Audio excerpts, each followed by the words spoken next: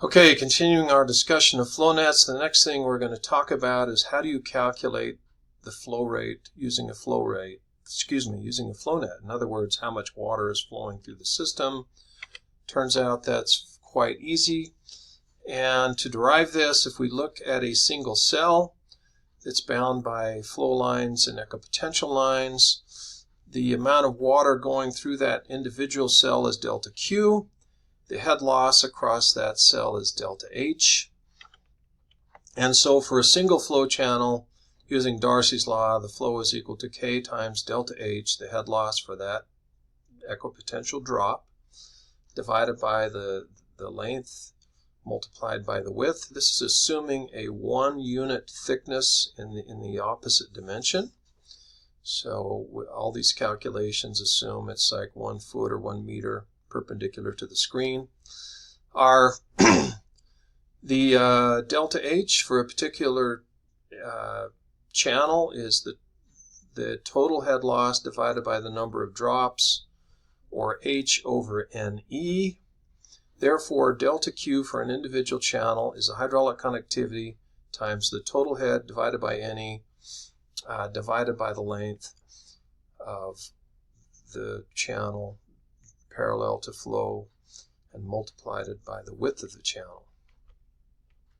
Now, the total flow rate is equal to NF, which is the number of flow channels, times the flow rate through an individual flow channel, delta Q. So we take NF and we multiply it by the delta Q term we found in the previous slide, and we can simplify that to K NF over NE times B over L times H. And that is the total flow rate through the entire system. And if we've drawn our flow net correctly, then B is equal to L. Therefore, B over L is equal to 1. And our equation simplifies to Q equals K times NF over NE times H.